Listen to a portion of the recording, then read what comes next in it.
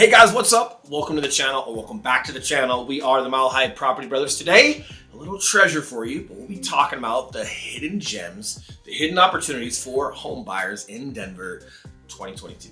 All right, let's check it out, guys.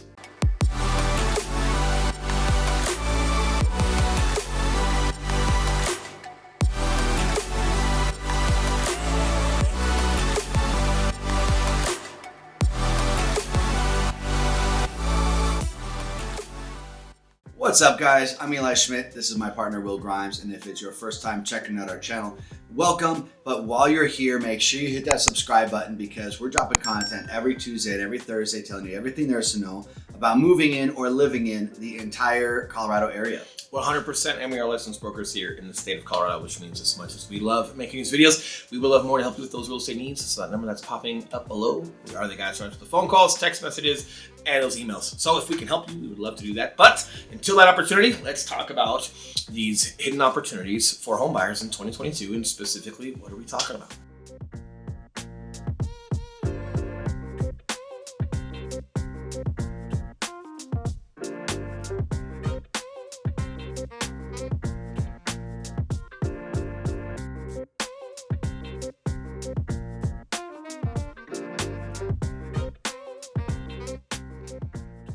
All right, now you guys may be curious. We haven't talked about opportunities for buyers in quite a long time. Quite a long time. Quite a long Two time. times. And if you're a buyer, what we talk about when it comes to sellers and helping Yes. sellers with their situation, it definitely benefits you to hear that because a lot of what sellers are looking for can help you prepare yourself as a buyer. 100%. Now, we are seeing more inventory come on the market. Part of it's seasonal, part of it's because of interest rates. But needless to say, you're still going to need somewhere to live. And whether you're renting or buying, it is just really, really important to understand that, hey, with interest rates high, even if you're renting or you decide to rent because interest rates are high, you're still paying that interest rate 100%. for somebody else, right? So that's something very important to remember if you are considering renting. But today's video is going over the new opportunities that we're starting to see and how we're having a lot of success getting our clients' offers accepted. Correct. And just to kick it off, let's talk about the first one. That's going to be new builds, guys. So when inventory is increasing, so whether it's at the bay and everything needs to get shipped or customs or whatever new builds we're dealing with as far as short of material, hey, that is starting to take care of itself. However, it's taking care of itself logistically. But bottom line is new build construction is starting to increase a lot. So that means they've got more inventory, which means they want to fill those homes, which means they have done some current price decreases where they're incentivizing you guys to have a more affordable price on some of these homes versus you having to bid and go crazy for each lot.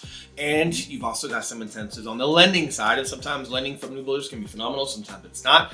All depends on the builder, but a lot of times they have great incentives if you decide to do your lending with their preferred lender. Either way, both super cool things when it comes from the new build construction. Yeah, and this is a huge sigh of relief because the past year we've seen new builds have these lottery systems and people were bidding twice the amount of the cost of the lot and still losing on these bids. And the first fallout is 3. The next is 4,000.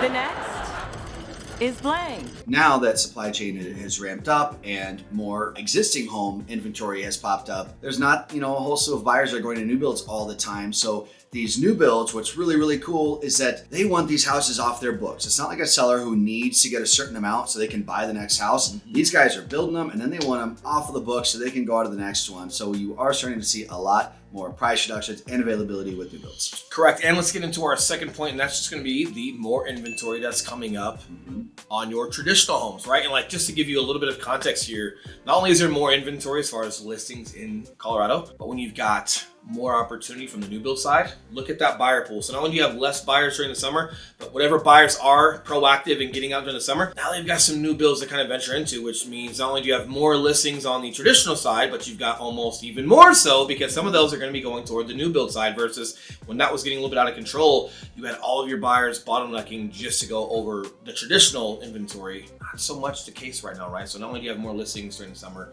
currently right now, but again, new builds is going to super help with that. And just a quick story, we had some folks over the weekend saw a home, super cool modern farmhouse look. These folks did a great job on the home. It was in like a partial cul-de-sac.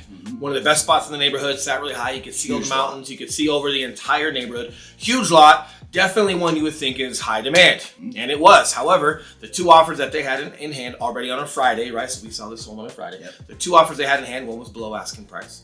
and one was $2,225.75 over asking price. I don't even know where they came up with that number. Either way, coming in $10,000 over asking price with those buyers adds $37, $112 per month to their mortgage, but it significantly put them in a spot. So to win that home. And that home was listed at $750, right? To just give you context on that price point, and that home was right here in the heart of Castle Rock, which is a super high demand area. So in a super high demand area, in one of the wheelhouses, price point wise of $750, you're not having to go $100,000 or $150,000 over asking price to get a home anymore. So quick story on that, just to give you guys some context on. It's not every one of them, because some of them still go slightly over that as far as asking price. Yes, every house is different, but this one was pretty built. Every room in that home was touched, remodeled, modern farmhouse look, black tile, just a really cool look. That would have been one that if it went significantly higher would not have surprised us, but it did not. So just to give you guys context, it's no longer that when it comes to buyers. But if you're a seller out there, are you still getting great prices for your homes? Yes, it's just not out of control like it was a couple months ago.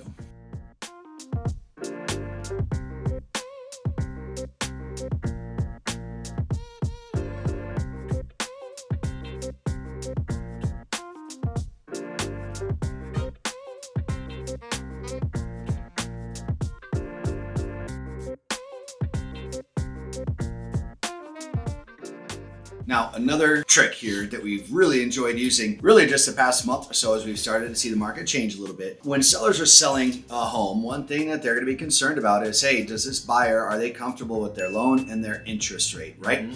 Now, there's two different loan deadlines within a contract here in Colorado. One is loan terms, one is loan availability, which is usually almost right at closing. Loan terms is typically about 5 days after you want a contract. And really what that is, that's to show, hey, buyer, this is going to be the exact terms of your loan, the exact interest rate. Are you satisfied with this or not? Normally, we're breezing right by that, no problem, because everyone's been super satisfied with their interest rate. If you're working with a local lender, we always talk about Scott Leffert.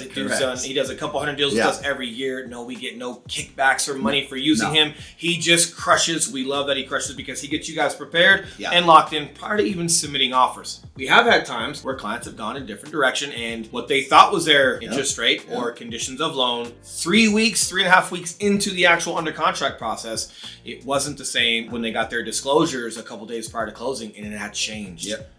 Problematic, because if it changes that late in the game, you're already past your loan condition and your loan termination, which means you're going to lose your earnest money on top of not appreciating your loan, your loan situation. Now, what we want to do to give sellers peace of mind to be incentivized to accept our offer, if you've got a good local lender who we can trust, of course, they can go over what interest rates are going to be for you. Now, interest rates change literally hourly every single day. However, you can get a really, really clear vision. So potentially you can waive your loan terms deadline if you're really sure what your loan is going to be. That's going to give that seller a big peace of mind that, hey, we've just got inspection, we've just got insurance and appraisal to go through. But hey, they know what their interest rate is going to be. I'm not going to have to worry about this buyer terminating over that. As long as you guys are super solid with your employment or with your business, if you guys are an entrepreneur and you guys are self-employed, if you guys are okay on your side and you guys are super aware of the conditions of your loan in addition to the interest rate, having a deadline for that where sellers feel like you can still have this whole catch-22 and get out of a deal, a lot of times it can make them a little reluctant. It does not mean that you don't have an opportunity to leave that house and fall out of contract and get your earnest money back. We still have inspection, and every process during your inspection, you still have HOA documents. You have all of those phases to still make sure, hey, if this home is what they say it is, and it's worth what they say it's worth within the terms that we are agreeing to, and everything else that we wouldn't know when it comes to like HOA and their different guidelines or rules, as long as you guys are okay with them, and yes, you have time to go over HOA documents, as long as everything is good on their end, no need to fall out of contract, we're good on our end. And if you guys feel like you are on your end, then having those dates and deadlines forfeited just makes buyers feel super confident that you're not going to have any catch-22s to get out. You're just going to make sure that the home and the HOA in the area are what they're supposed to be. And as long as they are, and sellers should know because they live in that house, then there should be no problem. And then you guys can close on the home. And yes, that's a great term of endearment and security to sellers that says, hey, we are committed. Here's how serious we are. And here's what we're going to do. And by the way, it's on paper.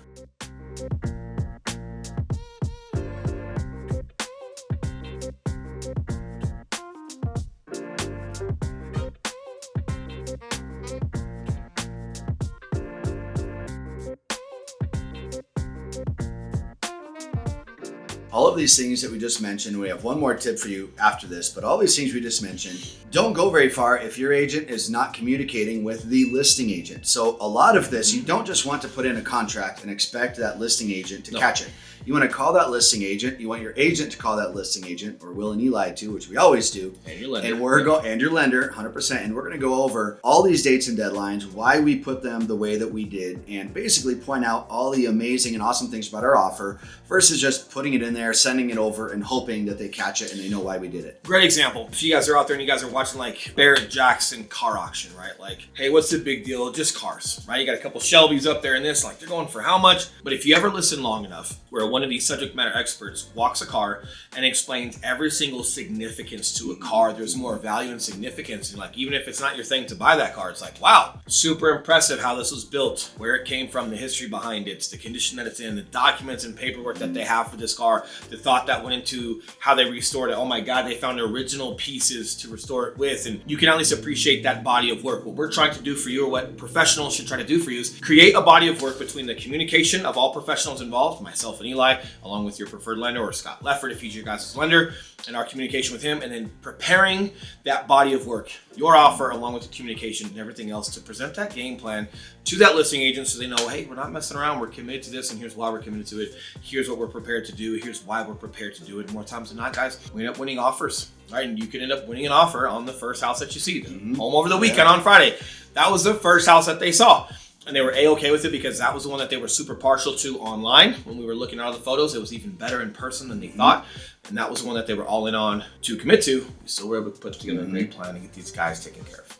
Now, our final tip here, and I think this is one of the best ones, if you are looking for a deal, this is where you're going to find it. So this is waiting until a home has survived one full weekend on the market. So let's say a home comes on the market a Thursday or Friday, waiting until that Monday or Tuesday to reach out to that agent to submit your offer, because if they didn't get any offers that first weekend, that homeowner now is super motivated, and they're going to be really, really interested in having a conversation with you. And even though that's not quite unrealistic as far as like the market right now, it's not weird if a home lasts longer than a week, especially as the market has stabilized a little bit more.